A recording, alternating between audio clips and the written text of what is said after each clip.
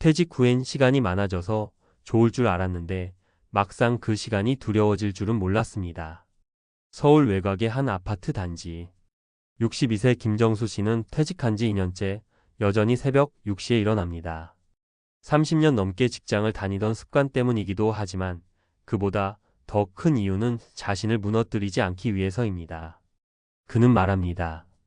퇴직하고 제일 무서운 건 돈이 아니라 내가 점점 아무것도 아닌 존재가 되는 느낌이었어요. 퇴직 직후 대부분의 사람들은 경제적인 불안부터 떠올립니다. 하지만 실제로 은퇴 후 무너지는 이유의 절반은 심리적 공백에서 시작됩니다. 돈보다 더 빠르게 사라지는 건 역할감이기 때문입니다. 김정수 씨 역시 처음엔 국민연금과 퇴직금 계산표를 들여다보며 걱정했지만 정작 6개월이 지나자 그보다 더 힘들었던 건 매일 아침 아무도 자신을 필요로 하지 않는 현실이었습니다. 그가 바닥을 찍은 건 퇴직 1년째였다고 합니다.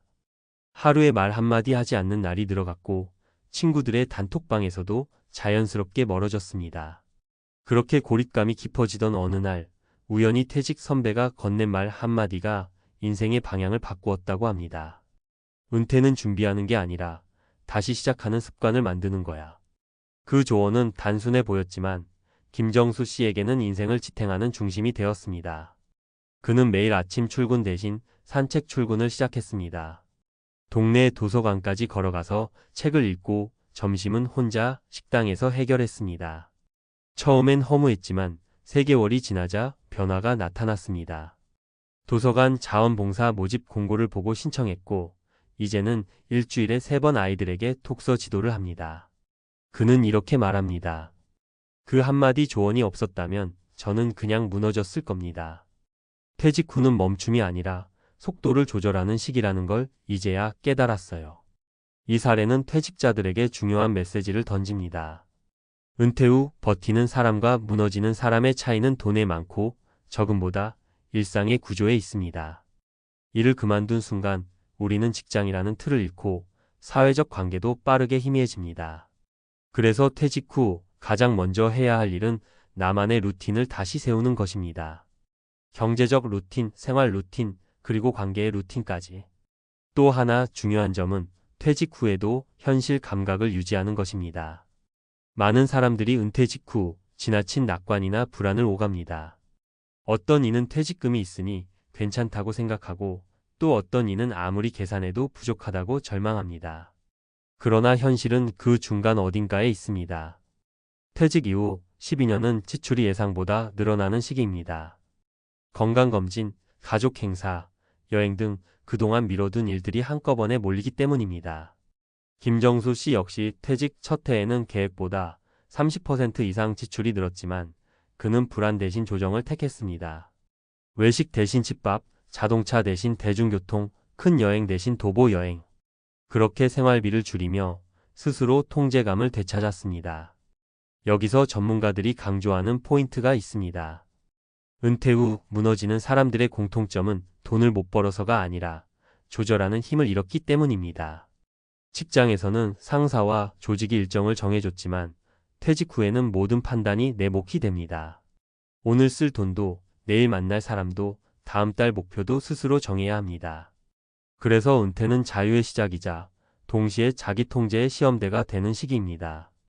또 하나 놓치지 말아야 할 현실은 관계의 재편입니다.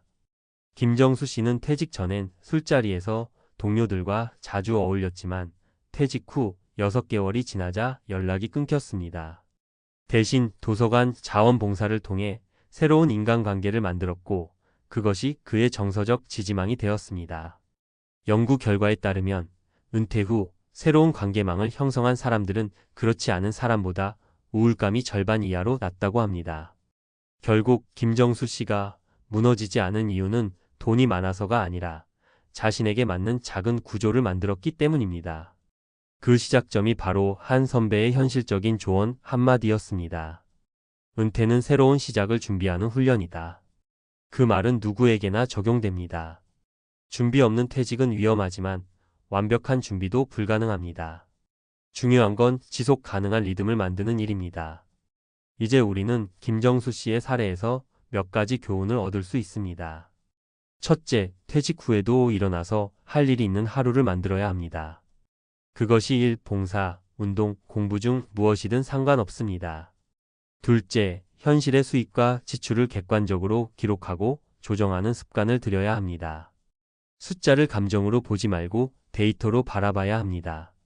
셋째, 새로운 관계를 두려워하지 말고 나이와 상관없이 새로운 공동체 속으로 들어가야 합니다.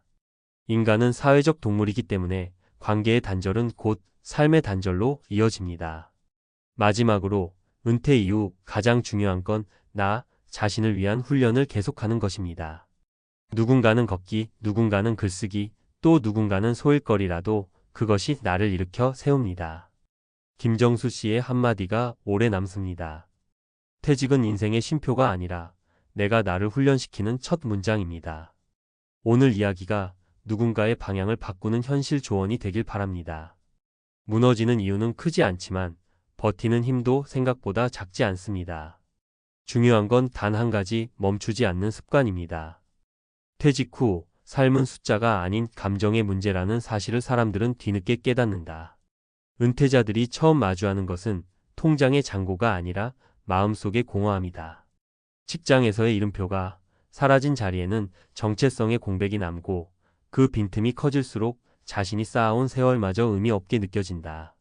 하지만 그런 시기에 누군가 던지는 짧은 현실 조언 하나가 사람을 다시 일으켜 세운다. 김정수 씨의 경우가 그랬다.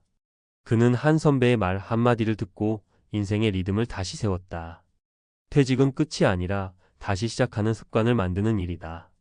그 문장은 단순하지만 은퇴 후 삶의 본질을 꿰뚫고 있었다.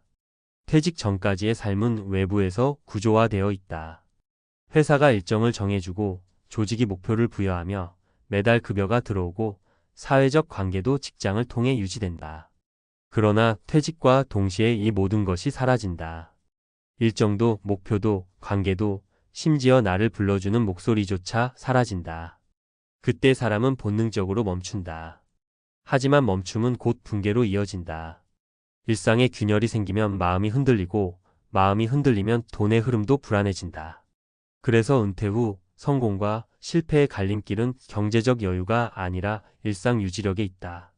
김정수 씨는 퇴직 첫 해에 자신이 만든 새로운 습관 하나로 무너짐을 막았다. 매일 아침 도서관까지 걷는 단순한 산책이었다. 하지만 그 시간은 하루의 중심을 만들어줬고 도서관 자원봉사를 하면서 그는 다시 사회와 연결되었다. 이처럼 은퇴 후에는 거창한 목표보다 작고 반복 가능한 행동이 필요하다. 인간은 생각보다 쉽게 무너지고 동시에 생각보다 적은 힘으로도 다시 일어설 수 있다. 중요한 건 그 작은 루틴을 지속하는 것이다. 심리학에서는 이를 자기 통제감이라고 부른다.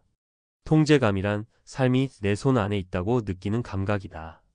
퇴직 후 많은 사람들이 우울감에 빠지는 이유는 이를 잃어서가 아니라 이 통제감을 잃기 때문이다. 하루의 흐름을 결정하는 주체가 자신이라는 감각을 회복해야 한다. 김정수 씨가 했던 것처럼 스스로 시간을 설계하고 작은 목표를 세우고 그것을 지켜내는 것. 그 반복이 은퇴 후 무너지지 않는 삶의 기초가 된다. 물론 경제적 현실도 무시할 수 없다. 퇴직금이 넉넉하지 않은 상황에서 매달 고정 지출은 쉽게 줄지 않는다. 국민연금 수령액은 생각보다 적고 물가는 꾸준히 오른다. 하지만 많은 은퇴자들이 간과하는 사실은 수입보다 지출의 통제가 훨씬 중요하다는 것이다. 김정수 씨는 지출을 세 가지로 나눴다. 생존비, 관계비, 의미비. 생존비는 먹고 사는데 필요한 최소 비용, 관계비는 사람을 만나고 관계를 유지하기 위한 비용, 의미비는 나의 존재감을 위해 쓰는 돈이다. 이 세 가지 중 어느 하나를 극단적으로 줄이면 삶이 금세 무너진다. 반대로 이 비율을 스스로 조정하면 적은 돈으로도 삶의 질을 유지할 수 있다. 은퇴 후 재정 관리란 절약이 아니라 균형의 문제다. 사회적 관계의 단절 또한 큰 위협이다. 은퇴 후 6개월만 지나면 연락이 끊기는 동료가 대부분이다. 그러나 새로운 관계는 언제나 존재한다. 다만 그 관계는 직장에서처럼 자동으로 생기지 않는다. 스스로 찾아가야 한다. 봉사, 동호회, 마을 모임 등 형태는 다르지만 중요한 건 관계 속에서 나의 쓸모를 다시 확인하는 것이다. 김정수 씨가 아이들에게 책을 읽어주며 얻은 건 소득이 아니라 존재감이었다. 누군가에게 여전히 필요한 사람이라는 감각이 그를 다시 살아있게 만들었다. 은퇴 후 심리의 특징 중 하나는 내려놓음의 과정이 아니라 다시 붙잡음의 과정이라는 점이다. 우리는 은퇴를 쉬는 일로 착각하지만 실제로는 다시 나를 재구성하는 시기다. 이 시기에 필요한 건 정답이 아니라 감각이다. 어떤 삶이 나에게 맞는지, 어떤 리듬이 편안한지, 어떤 관계가 나를 지탱하는지 천천히 탐색해야 한다. 그리고 그 탐색의 출발점이 바로 현실적인 조언 하나다. 완벽하게 준비하지 않아도 괜찮다. 다만 멈추지 않는 것이 중요하다. 전문가들은 말한다. 은퇴 후 1년은 적응기, 2년은 조정기, 3년은 재구성기라고. 처음엔 혼란스럽지만 자신만의 질서를 찾아가는 과정이다. 이 시기를 잘 보내는 사람들의 공통점은 자신을 평가하지 않고 변화를 두려워하지 않는다는 점이다. 새로운 일이나 활동을 시도하는 데 머뭇거리지 않고 실패해도 다시 일어난다. 그 과정에서 생기는 미묘한 성취감이 은퇴 후 삶의 엔진이 된다. 김정수 씨가 다시 웃을 수 있었던 이유도 바로 그것이었다. 도서관 봉사, 글쓰기, 산책. 그것들은 돈이 되지 않았지만 그의 인생을 다시 굴러가게 했다. 그에게 조언을 준 선배는 지금도 가끔 안부 전화를 한다고 한다. 그리고 둘은 늘 같은 이야기를 나눈다. 버티는 게 아니라 살아가는 중이다. 은퇴 후의 삶은 단순한 생존이 아니라 새로운 방식의 삶을 찾는 여정이다. 퇴직 후 무너지지 않으려면 준비보다 중요한 것이 조언을 받아들이는 태도다. 누구의 말이든 현실을 비추는 거울로 삼을 수 있다면 그 한 문장이 방향을 바꾼다. 현실 조언 하나가 삶을 다시 움직이게 하고 그 움직임이 희망을 만든다. 결국 은퇴란 인생의 끝이 아니라 나 자신을 다시 훈련시키는 시간이다. 루틴을 만들고 균형을 조정하며 관계를 회복하는 과정 속에서 우리는 비로소 자유로워진다. 김정수 씨의 말처럼 퇴직은 쉼표가 아니라 나를 다시 세우는 첫 문장이다. 그 문장을 어떻게 써 내려가느냐가 인생 이막의 품격을 결정한다. 중요한 건 거창한 목표가 아니라 멈추지 않는 하루다. 오늘 하루를 무너지지 않게 지탱하는 습관, 그것이 은퇴 후 진짜 자산이다.